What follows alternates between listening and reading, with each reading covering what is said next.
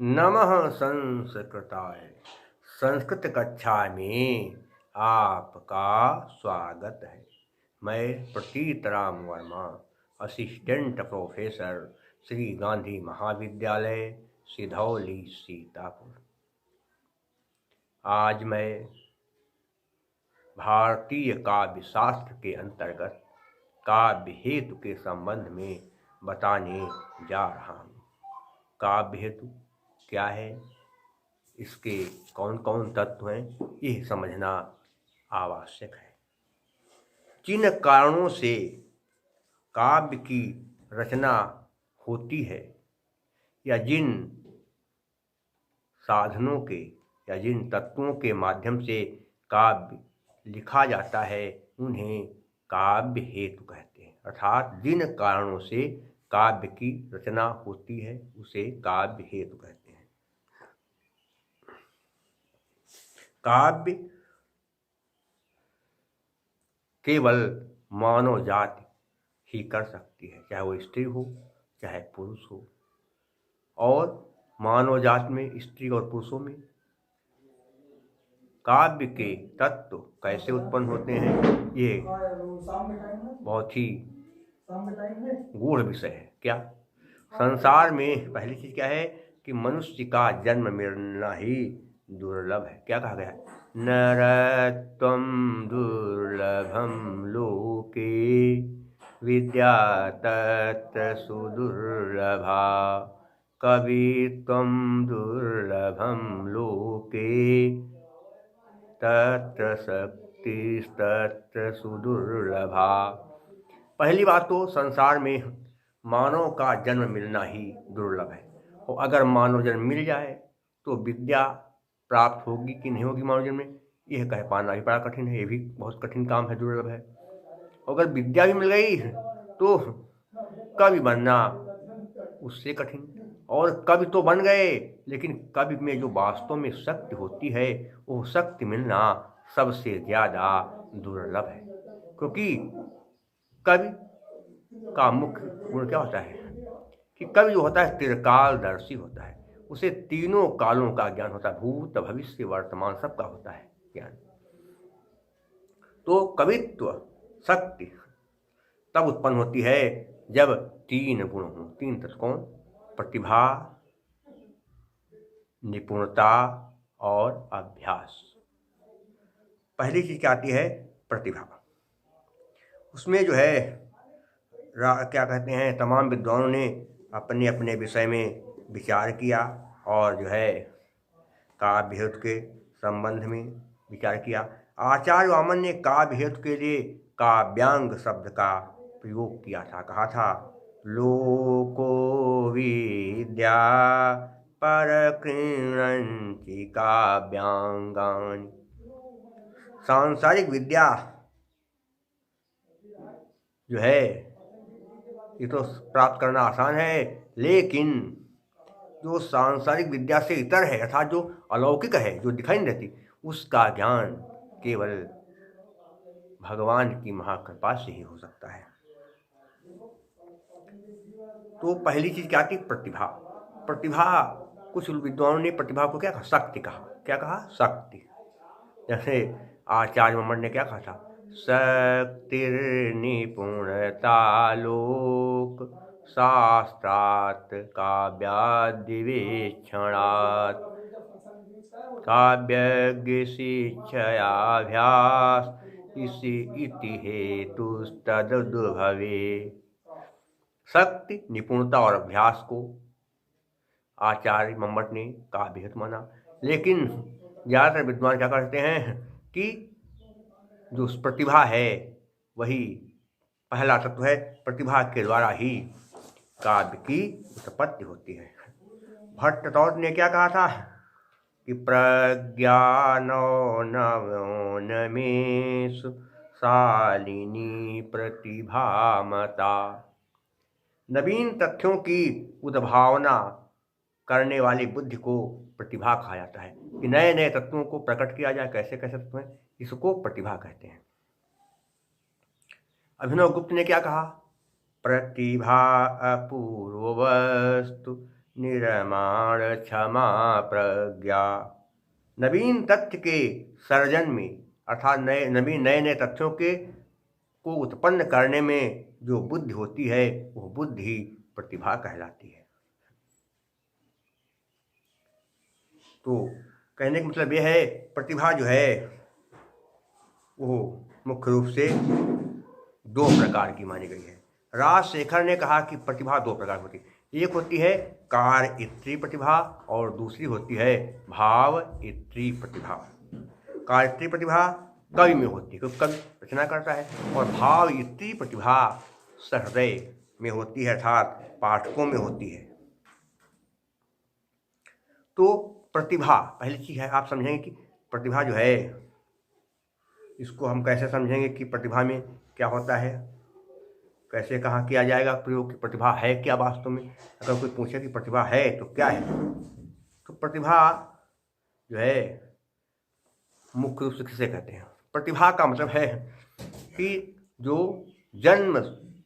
प्राणी जब जन्म लेता है, जन्म लेने के बाद जब बालक या बालिका कोई अद्भुत बात कहे और किसी समस्या का तत्काल हल बता दे कि समस्या का हल ये है, इस समस्या का समाधान ऐसे होगा, तो वह बुद्धि जो है वो विचार वही प्रतिभा कहलाती है। कोई छोटा बच्चा है अचानक 5 साल का 2 साल का 3 साल और कोई अद्भुत बात कह दे, ऐसी बात जिसका उत्तर बड़े बड़े लोग न समझ पाएँ, जिसका समस्या का समाधान बड़े ज्ञानी लोग न कर पाएँ, उस समस्या का समाधान यदि एक छोटा बच्चा कर देता है तो उस बच्चे की बुद्धि में जो शक्ति है उसको प्रतिभा कहते हैं। महाकवि कर्णपुर थे, छोटे थे बिल्कुल, और जब महाप्रभु चैतन्य उनके यहाँ गए तो कर्णपुर के माता पिता ने अपने बच्चे को चैतन्य जी के चरणों में डाल दिया और कर्णपुर चैतन्य जी के पांव का अंगूठा अपने मुंह में रखकर चूसने लगे और फिर उसको आशीर्वाद दिया। और महाकवि कर्णपुर जो था जैसे बड़ा हुआ बस वो रचना करने लगा। भारतेंद्र हरिश्चंद्र जी जब 5 साल के थे तो उन्होंने अपने पिता गोपाल दास जी को एक दोहा बनाकर सुनाया था। क्या कि ले ब्योढ़ा ठाढ़े भये श्री अनिरुद्ध कुमार और बाणासुर की सैनिको हनन लगे बलवानी। दोहा बना किसने? भारत प्रतिभा थी।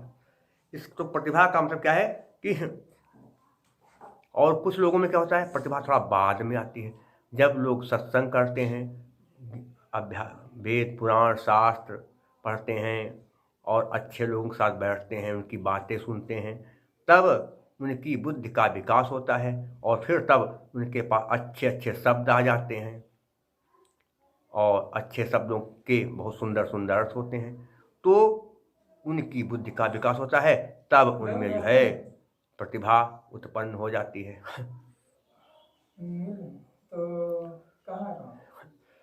तो कहने का मतलब यह है कि प्रतिभा एक तो जन्मजात होती है और एक क्या होती है पठन पाठन और सत्संग से ज्ञान प्राप्त होता है, उसके आधार पर बुद्धि का विकास होता है। बुद्धि में नए नए तत्वों को उत्पन्न करने की क्षमता पैदा हो जाती है, उस तत्व को प्रतिभा कहते हैं। प्रतिभा यही हुआ कि जब नए नए तत्व बुद्धि में प्रकट हों, और तत्व क्या होते हैं लौकिक और अलौकिक दोनों होंगे। लौकिक जो चीज़ हम देखते हैं समाज में उसका तो हम ज्ञान प्राप्त कर लेते हैं, उसको हम अपने काव्य रूप में जोड़ सकते हैं, लेकिन कुछ चीज़ें ऐसी होती हैं जो अलौकिक होती हैं, जिनको हम देख नहीं सकते, जानते भी नहीं हैं। तो अलौकिक बातों को भी जो है कवि अपनी बुद्धि से प्रकट कर देते हैं, संसार के सारे ज्ञान को समझ सकते हैं। तो क्या हो गया प्रतिभा का इतने बड़ा दो प्रकार कार्यत्री और भावित्री। तो कवि जब खुद प्रसन्न हो जाए लिख करके तो आनंद आए उसको कार्यत्री, और जब उसकी कविता को सुन करके लोग आनंद प्राप्त करें तो क्या है भावित्री सहृदय। तो कहने का मतलब यह है कि जब व्यक्ति तमाम तरह का ज्ञान प्राप्त करे, चाहे जहाँ से क्या प्राप्त करे, कुछ चीज़ कोई चीज़ हो, तो उसको ज्ञान प्राप्त करने के बाद उसकी बुद्धि का विकास हो जाए तो क्या है प्रतिभा। कहा गया है कि अपारे काव्य संसारे कबीरेव प्रजापति यथा समय रोचते विश्वम तथैव परिवर्तते। इस अद्भुत संसार में कवि जो है ब्रह्मा के समान गुणों वाला होता है। जैसे ब्रह्मा जी सारा संसार रचना करते हैं, वैसे ही कवि अपनी इच्छा से जैसा चाहता वैसा वो संसार का वर्णन कर देता है। ये सब होता है। ब्रह्मा जी की रचना में तो कमल कमल है, लेकिन कवि की रचना में क्या है, कमल मुख हो जाता है, कहीं कमल नेत्र हो गए, कमल कहीं हाथ हो गए। ये सब क्या करते हैं, कवियों की विशेषता है। तो प्रतिभा का मतलब आप समझ गए क्या है कि व्यक्ति की बुद्धि में जब नए नए तथ्यों को उत्पन्न करने की क्षमता उत्पन्न होती है, चाहे वो जन्मजात हो चाहे बाद में हो, तो उस क्षमता को प्रतिभा कहते हैं। हो गया क्या है, क्षमता।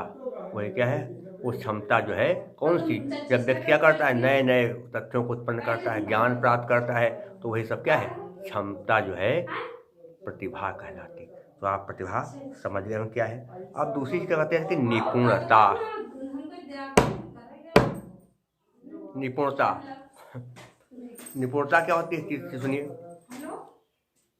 किसी विषय को बहुत ही चतुराई से, किसी विषय को बहुत ही चतुराई से प्रस्तुत करना ही निपुणता है।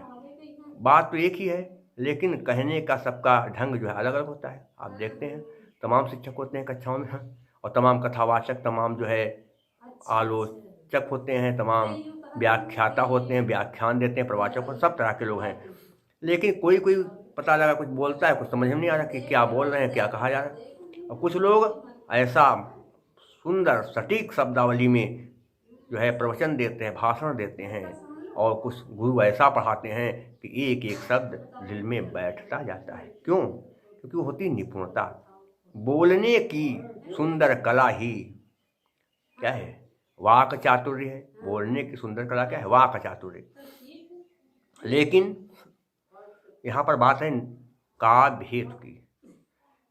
कविता में सुंदर सुंदर शब्दों और अर्थों को समाहित करना, और सुंदर शब्द और अर्थ के द्वारा अपनी बात को प्रस्तुत करके सहृदयों को आनंदित करना ही वास्तव में निपुणता कहलाता है।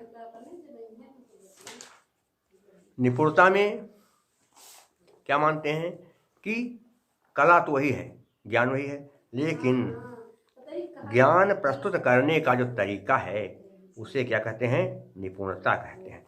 तो निपुणता को लोग जो है अपने अपने तरह से अलग अलग ढंग से व्याख्यायित करते हैं।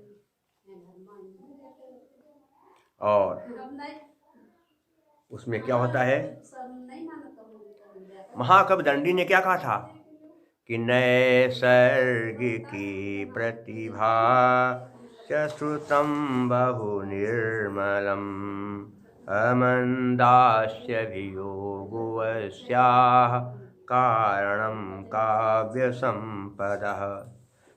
नैसर्गिकी, स्वाभाविक रूप से बुद्धि में ज्ञान का वास हो, ऐसा ज्ञान, महाज्ञान जो बुद्धि में स्वाभाविक रूप से हो। और पहला, और उसका नैसर्गिक प्रतिभा। और ये प्रतिभा जो स्वाभाविक ज्ञान होता है, वास्तव में कुछ में तो जन्मजात होता है। कि बच्चा, कुछ बच्चे देखते हैं कि आप जो होते हैं कहते पैदा हुए और वो बहुत दुनिया भर का सब हाल बता देंगे, लगेगा कि ये तो जो है पूर्व जन्म का सब भी ज्ञान बता देते हैं। तो क्यों, प्रतिभा है, नैसर्गिक की प्रतिभा। श्रुतम च बहु निर्मलम, और मस्तिष्क बहुत ही स्वच्छ हो, मस्तिष्क में कूड़ा करकट न भरा हो, काम, क्रोध, मद, लोभ, मद, मोह, मासक, ये सारे जो है दुर्गुण नहीं होने चाहिए। अगर ये दुर्गुण हैं तो फिर निपुणता नहीं आ पाएगी। निपुणता कहते हैं मौका मिलने पर तुरंत जो है क्या कहते हैं, आप ज्ञान को क्या कहते हैं प्रदर्शित कर दें। जैसे आपको बताएं एक उदाहरण बहुत अच्छा है। एक थे कश्मीर में कवि जिनका नाम था महाकवि बिल्हड़। महाकवि बिल्हड़ राजा विक्रमादित्य के यहाँ रहते थे, और राजा विक्रमादित्य की एक पुत्री थी। उसको बड़े बड़े विद्वानों ने पढ़ा, लेकिन उसको ज्ञान नहीं हुआ। तो राजा ने बिल्हड़ से कहा, मेरी बेटी जो है सयानी हो रही है, मैं उसको पढ़ाने के लिए मैंने कई नौकर जो है गुरु रखे, लेकिन कोई पढ़ा नहीं पाया। तो तुम तो बड़े ज्ञानी हो, क्या मेरी पुत्रियों को करके पढ़ा सकते हो? महाकाव्य ने कहा, हाँ भगवान, हाँ राजन, मैं आपकी महाराज आपकी बात मानूंगा, आपकी पुत्री पढ़ा दूंगा, बताइए। तो राजा ने कहा, ठीक है, मेरी पुत्री को तुम पढ़ाओ। तो क्या हुआ, महाकाव्य बिल्हड़ विक्रमादित्य की पुत्री को पढ़ाने लगे, और विक्रमादित्य की पुत्री युवा थी, और महाकाव्य बिल्हड़ भी उस समय जो है युवा रहे होंगे, माना जाता है, हो जो उनकी उम्र हो 30 साल 32 साल। तो जब पढ़ाने लगे तो उस राजा की पुत्री को देखकर वो मोहित हो गए, और फिर राजा की पुत्री भी बिल्हड़ के ऊपर मोहित हो गए, दोनों में प्यार हो गया। और फिर क्या किया, दोनों एक दूसरे से प्यार करने लगे। पढ़ाते तो रहे, ऐसा नहीं कि पढ़ाना बंद किया, पढ़ती रहे, वो पढ़ाते रहे, लेकिन साथ साथ प्यार की भी जो है हिलोरे जो है लेने लगी, प्यार की हिलोरे भी जो है उमड़ने लगी। तो क्या हुआ, देखो प्यार होगा। और जब राजा को पता चला कि ये बिल्हड़ जो है, इसको मैंने अपनी पुत्र को पढ़ाने के लिए रखा था, और उसने तो क्या किया कि जिसमें खाया उसी पत्तल में छेद कर दिया, ये बहुत दुष्ट है, और मैं इसको ऐसा दंड दूंगा कि भविष्य में कोई जो है गुरु किसी अपने शिष्य के साथ ऐसा जो है अनैतिक कर्म करने का साहस नहीं करेगा। क्या किया, राजा ने विक्रमादित्य को बिल्हड़ को बुलाया, कहा, इधर आओ। गए, कहीं क्या बात महाराज, कहीं तुम जो है बहुत धूर्त हो, क्यों, तुमको हमने पढ़ाने के रखा था अपनी पुत्री को, और तुम उससे जो है इश्क लड़ाने लगे, प्यार करने लगे।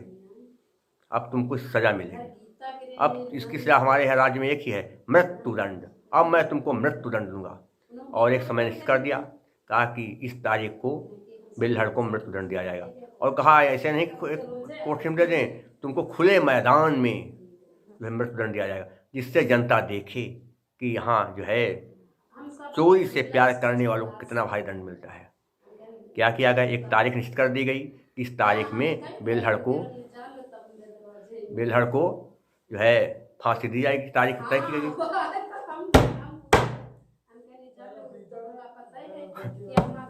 कहा कि इस तारीख को बिल्हड़ को फांसी दी जाएगी। क्या हुआ, तारीख तय हो गई, और फिर जनता में डुग्गी पिटवा दी गई, घोषणा की, जिसको महाकवि बिल्हड़ की फांसी देखनी हो सब लोग आ जाए, मैदान में इकट्ठा हो। ऊंचा मंच को बनाया कि वहां पर फांसी दी जाएगी। अब क्या हुआ, महाकवि बिल्हड़ जो है उनको क्या किया गया, जेल से निकाला गया, और फिर राजा मंच पर भी बैठ गया, ऊंचे पर, खूब ऊंचे पर बैठ गया राजा। और फिर क्या हुआ, बिल्हड़ को जो क्या कहते वो लेकर आए सैनिक पकड़ करके। तो बिल्हड़ ने राजा की पुत्री से जिस प्रकार से प्यार किया था, जो जो उसके साथ जो है मौज मस्ती मनाई थी, सब का वर्णन करना उन्होंने शुरू कर दिया। का मरना तो है ही, तो एक बार जो है सब लोग जान ले कैसे प्यार किया जाता है, और कैसे जो है प्यार में जो है दंड भी मिलता है। ये सब क्या किया उन्होंने, अपनी सारी बातें वहाँ सुनाना शुरू कर दिया सबको। और जब राजा ने सारी बातें सुनी और वहाँ पहुँचे बिल्हड़ मंच के पास जहाँ फांसी का प्रबंध किया गया था, तो अब क्या हुआ, बिल्हड़ जो थे वहाँ पहुँचे, राजा ने तुरंत घोषणा कर दिया, कहा, अब मैं बिल्हड़ की फांसी नहीं होगी, इन्हें मैं अपना दामाद बनाने के लिए जो है तैयार हूँ। और बिल्हड़ को उन्होंने तुरंत गले से लगा लिया, कहा, बिल्हड़ तुम बहुत अच्छे हो, तुमने जो किया गलत नहीं किया है, और आज से मैं तुम्हें अपना आधा राज्य दे रहा हूँ। आज से मेरे कोई नहीं है, मेरी पुत्री है, इसलिए अब हमारे आधे राज्य के तुम मालिक हो, तुम भी बैठोगे, हम भी बैठेंगे। तो क्या है, निपुणता।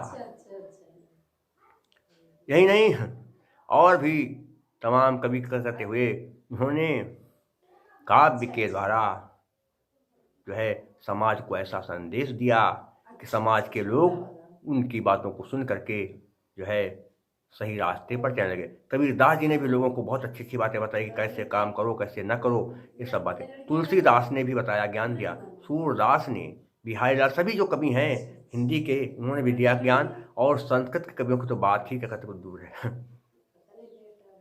और एक चीज का कहते क्या है, निपुणता। निपुणता जो है वास्तव में कभी कभी जन्मजात होती है, और कभी कभी पठन पाठन और गुरु के सानिध्य में रह करके महाज्ञान प्राप्त होता है। सत्संग करने से भी बड़ा ज्ञान प्राप्त होता है। तो जब महाज्ञान प्राप्त होता है तो फिर व्यक्ति में एक जो है शक्ति जागृत होती है, और उस शक्ति का नाम है निपुणता। निपुणता मतलब क्या, चतुराई। बात हम कहें अपनी, लेकिन अपनी बात को इस तरह से कहें लोग कि हमारी बातों से प्रभावित हो जाएं, तो इस विद्या का नाम ही निपुणता है। और दूसरी चीज क्या होती है इसमें, एक चीज ध्यान रखना है कि क्या क्या होता है इसमें, थोड़ा बहुत समझना है कि निपुणता का बात क्या होता है कि अभ्यास। काव्य का निर्माण किया जा सकता है, लेकिन काव्य का निर्माण करने के लिए पहली चीज प्रतिभा होनी चाहिए। नंबर 2 क्या है, व्युत्पत्ति। इसका कहा अभी निपुणता हमने कहा, या कह सकते हैं निपुणता को ही कहते हैं व्युत्पत्ति। प्रतिभा, व्युत्पत्ति। व्युत्पत्ति का मतलब है निपुणता ही। दूसरा क्या, अभ्यास। अगर व्यक्ति या कोई स्त्री पुरुष, लड़का लड़की, बेटा बेटी कोई है जो, वो सब जो है कुछ लिखना चाहें, किसी चीज़ का निर्माण करना चाहें, तो क्या करें, सुंदर सुंदर शब्दों को पकड़ने का अभ्यास करें, उनके अर्थों को निकालने का अभ्यास करें। तो क्या होगा, उस अभ्यास से उनकी बुद्धि में एक ऐसा तत्व उत्पन्न होगा कि वो जो है ज्ञान में बहुत है जो है महारत हासिल कर लेंगे, और अभ्यास से जो है पूरा जो है ज्ञान प्राप्त करने में समर्थ होंगे। तो अभ्यास के द्वारा ही क्या है, काव्य को लिखा जा सकता है, क्योंकि बिना अभ्यास के कुछ नहीं कर सकते हैं। क्योंकि आपसे कोई कहे कविता लिखो तो कैसे लिख पाएंगे। आपका कुछ आदत होनी चाहिए, कविता कुछ कर बनाइए। और कविता बनाना कोई बच्चों का खेल नहीं है, उसमें भी तालमेल रखना पड़ता है क्या है।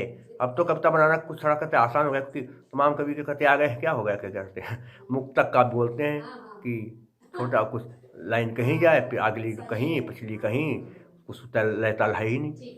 और जो पहले कवि होते थे वो क्या करते थे, बहुत ही सुंदर सुंदर छंदों में सुंदर सुंदर कविताएं लिखते थे, और उनको सुन करके आनंद आ जाता था। क्योंकि कविता में सुर ताल का ध्यान रखना जरूरी है। कोई जब सुर ताल नहीं होगा तो कैसे मजा आएगा। अब तो मुक्तक कविता है, आनंद तो आएगा ही नहीं ज़्यादा। लेकिन ये हाथ से उसमें बनाते हैं सामान, तो उसमें ठीक होता है। लेकिन मुख्य रूप से क्या है, अभ्यास। कहते हैं कि करत करत अभ्यास के जड़मति होत सुजान, और रसरी आवत जात के सिल पर परत निशान। चाहे इतना मंद बुद्धि प्राणी हो, लेकिन ये जो अभ्यास कर रहा है लगातार, तो फिर वह अपने कार्य को अच्छी तरीके से कर लेगा। भले न पहले न कर पाए, लेकिन बाद में कर लेगा। जैसे वाल्मीकि से कहा बाबा जी ने कि जो है तुम पाप कर रहे हो, तो अब इसमें तुम्हारा कौन साथ देगा। तो घर पूछने गए, तो वहाँ पता लगा कोई उनका साथ देगा ही नहीं। तो क्या हुआ, ऐसे में वो तुरंत वाल्मीकि बाबा जी के पास आया, कहा मुझको जो है कोई रास्ता बताओ, मैंने बड़ा अपराध किया, बहुत पाप किया है। तो बाबा ने कहा तुम राम राम जपो। कालिदास ने कहा हम राम राम जप ही नहीं पाएंगे, जप ही नहीं पाएंगे। तो कहा तुम मरा मरा जपो। तो कहें ठीक है। तो कालिदास ने क्या मरा मरा जपना शुरू कर दिया। फिर क्या हुआ, वो जो है परम तत्व को जान गए, भगवान के ऊपर खुश हो गए। और फिर वाल्मीकि ने सबसे पहले संस्कृत का प्रथम आदि काव्य यानी रामायण लिखा। तो रामायण लिखी उन्होंने, क्या लिखा, रामायण। तो अभ्यास के द्वारा जो है व्यक्ति जो है ज्ञान, अपने ज्ञान का जो है विकास कर सकता है। बिना अभ्यास के कुछ हो ही नहीं सकता है। कहते हैं क्या, क्योंकि हर चीज़ को समझना क्या कि सुर ताल बिना पहचाने, लय गीतनु बिनु जाने, जस फूट शंख मुँह बई हो, पछितई हो खुले खजाने। सब कहीं है मूरख चंद, बूढ़ौनु जुग बदला, तुम करो कविताई बंद, बूढ़ौनु जुग बदला। और क्या होता है कि अब हुई गीतन कै पंक्ति, जिनसे ठन कहत तंत्री, लिखी पई हऊ तऊ तुमरु, होई सकी कभी न मागिनती। तब आई कुछ आनंद, बूढ़ौनु जुग बदला, तुम करो कविताई मंद, बूढ़ौनु जुग बदला। तो अभ्यास काम क्या है कि हम कोई चीज़ नहीं जानते हैं लेकिन उसको बार बार पढ़ेंगे सुनेंगे तो क्या होगा कि हमको कुछ हर चीज़ जान। जैसे आप गिनती कभी नहीं भूलती हैं, क्यों? सौ तक गिनती याद क्यों? उसका अभ्यास करते हैं, रोज रोज का समय गिनती आज तक का काम लगा रहता है। कुछ भी गिनना हो तो क्या है? अभ्यास है, तो कभी नहीं बोलते। उसी तरह से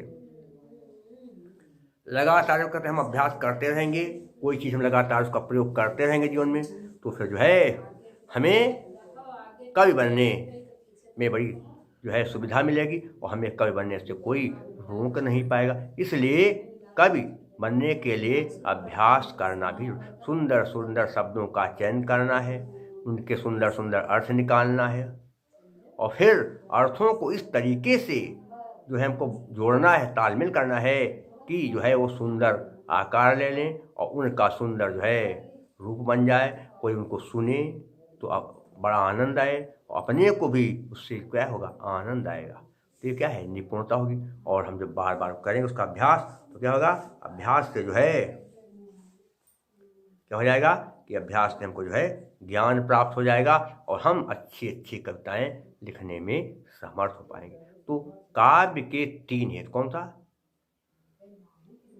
प्रतिभा अर्थात शक्ति, व्युत्पत्ति अर्थात निपुणता और अभ्यास। ये काव्य के 3 तत्व। इस पर भारतीय का जो है विद्वान ने विचार किया। कुछ विद्वान विदेशी थे, जैसे उन पर विचार करें। सुकरात ने कहा कि ईश्वर की इच्छा से प्राणी में कुछ विशेष प्रेरणा उत्पन्न होती है, उसे कहते हैं दैवीय प्रेरणा। ईश्वर की इच्छा से प्राणी के अंदर कुछ दैवीय प्रेरणा उत्पन्न होती है। उस दैवी प्रेरणा को जो है जब हम विकास कर, उस दैवी प्रेरणा का जब विकास होता है तो फिर काव्य का निर्माण होता है। जब तक ईश्वर की शक्ति अपने अंदर नहीं पैदा होगी तब तक काव्य का निर्माण नहीं संभव। तो सुकरात का कहना मतलब यह था कि जब तक व्यक्ति के अंदर दैवी प्रेरणा नहीं होगी पैदा, अर्थात भगवान जब तक उसके अंदर कोई भाव ऐसा नहीं उत्पन्न करेंगे कि वो कुछ करे, तब तक कुछ नहीं हो सकता। तो काव्य का मूल हेतु दैवी प्रेरणा है, भगवान की शक्ति प्राप्त करना। जब भगवान की प्रेरणा हमारे अंदर हो जाएगी तो हमारे अंदर अच्छे अच्छे विचार पैदा होंगे, हम अच्छा अच्छा ज्ञान प्राप्त करेंगे और तब जो है हम काव्य का निर्माण करने में संभव होंगे। प्लेटो ने कहा था कि काव्य क्या है? बांसुरी की तरह क्या करता है? हमें उत्साहित करता है। जैसे बांसुरी में क्या होती है? मधुर धुन होती है। बांसुरी की मधुर धुन जो है सारे प्राणियों को अपनी ओर आकर्षित करती है। वैसे ही जिन शब्दों के द्वारा सभी प्राणी आकर्षित हो जाएं, जिन शब्दों को सुन करके सारे प्राणियों के मन में उधर जो है सुनने की जो है इच्छा जाकर, तो क्या हो रहा है? वही क्या है? काव्य। तो कहने मतलब यह है कि लोगों को आकर्षित करने वाली वाक कला, लोगों को आकर्षित करने वाली वाक कला का नाम ही काव्य हेतु है। किसने कहा था? प्लेटो ने। अरस्तु ने क्या कहा कि काव्य जो है देखा देखी उत्पन्न होता है। हम संसार में तमाम चीज़ें हैं उनको देखते हैं, उनको देख करके उनके विषय में अपने विचार लिखते हैं और उनके विचार लिखने के बाद उन विचारों को देखने के बाद हम विचार देखते हैं और फिर उसको अपने शब्दों में बयां करते हैं। तो ये क्या है? काव्य का हेतु या काव्य का निर्माण। ऐसा क्या हो गया कि संसार की प्रत्येक वस्तु को हम देखते हैं, कुछ वस्तुओं से हम प्रभावित हो जाते हैं और उन वस्तुओं के विषय में हम नाना प्रकार के विचार करते हैं, उनके विषय में कुछ हम लिखते हैं, वहीं से काव्य का निर्माण होता है। तो काव्य का जो निर्माण है या काव्य का हेतु वो क्या होता है? अनुकरण। संसार में अनुकरण से ही काव्य की उत्पत्ति होती है। यह कहा है किसने? अरस्तु ने। एक क्या कहते, क्या नाम था? क्रोचे ने कहा कि अभिव्यंजना ही काव्य हेतु। अभिव्यंजना का मतलब क्या हुआ? अभि और व्यंजना, कि किसी बात को, किसी विषय, वस्तु या स्थान के विषय में जब कोई नई बात दिल में पैदा हो जाए, देखते सब चीज़ें हैं, सारा विषय तो हम देखते हैं, सारे विषयों को देखते हैं, वस्तुओं को देखते हैं, स्थानों को देखते हैं। तो किसी विषय, वस्तु या स्थान को देख करके, उसके बारे में सुन करके जब हमारे अंदर कोई नए विचार पैदा हो जाए, उस तत्व को जो देख रहे हैं उसके हम रहस्य को जब हम जानने की इच्छा हमारे मन में पैदा हो जाए, तो वो रहस्य की भावना जब पैदा होती है तो वही काव्य का हेतु कहलाते हैं। किसी वस्तु, स्थान या विषय को देख करके उसके रहस्य को जानने की जो इच्छा पैदा होती है, जानने की जो इच्छा पैदा होती है और उस पर व्यक्ति विचार करता है, तो वही इच्छा ही काव्य का हेतु कहलाती है। कहा किसने? क्रोचे ने। और इसके अलावा जो है एक विद्वान थे, इनका नाम था क्या? रिचर्ड्स महोदय। कौन से विद्वान? रिचर्ड्स महोदय। वो भी क्या थे? एक जो है विदेशी विद्वान थे, और विदेशी विद्वान होने के नाते रिचर्ड्स भी थे। रिचर्ड्स जो थे वो बहुत ही महान विद्वान थे। उन्होंने कहा कि संप्रेषण से ही काव्य का जो है निर्माण होता है। तो संप्रेषण क्या है? कि कोई ऐसी चीज लिखी जाए या पढ़ी जाए, कहने का मतलब है कि हम अपनी भावनाओं को इस ढंग से लोगों के सामने प्रस्तुत करें कि उन भावनाओं को सुन करके लोग हमारी ओर आकर्षित हों, हमारे विचारों को आसानी से ग्रहण कर सकें। वही क्या होता है? काव्य का हेतु। अर्थात संप्रेषण ही काव्य का हेतु है। अर्थात अपनी बात दूसरों तक आसानी से, अपनी बात दूसरों तक आसानी से पहुंचा देना ही संप्रेषण है। हम जो कह रहे हैं उस बात को सुनने वाले लोग वो बात अच्छी तरह से समझ जाएं, और हमारी कही हुई बात को जब लोग अच्छी तरह से समझ जाएंगे, समझेंगे, उनको ज्ञान होगा, तो वो बात जो है, जब ज्ञान हो जाएगा तो वो जो वहाँ पर तत्व है वही वास्तव में काव्य का हेतु। अर्थात जब तक संप्रेषण नहीं होगा तो तब तक काव्य कुछ नहीं बन सकता है। तो काव्य का मुख्य तत्व क्या है? संप्रेषण है। कि वक्ता जो कह रहा है, श्रोता उससे भली भांति सुने और उसको समझ जाए कि वक्ता क्या कह रहा है, इसके कहने का क्या भाव है। उसके भाव को जब श्रोता अच्छी तरह समझ जाएगा तो वही वास्तव में काव्य का हेतु। रिचर्ड्स ने कहा था कि काव्य का हेतु वास्तव में संप्रेषण है। तो इस प्रकार से हम देखते हैं कि काव्य का हेतु कोई कठिन नहीं। काव्य का हेतु मतलब काव्य के कारण। काव्य की रचना किन कारणों से होती है, उन कारणों को यदि हम अच्छी तरह से समझ जाएं तो वही वास्तव में काव्य का हेतु है, जिसमें 3 तत्व मुख्य। कौन सा? प्रतिभा अर्थात शक्ति, व्युत्पत्ति अर्थात निपुणता, और अभ्यास। इस तरह से आज का मेरा ये व्याख्यान आज यहीं पर समाप्त होता है। अगले वीडियो में फिर मैं कोई नया जो है विषय लेकर आऊँगा।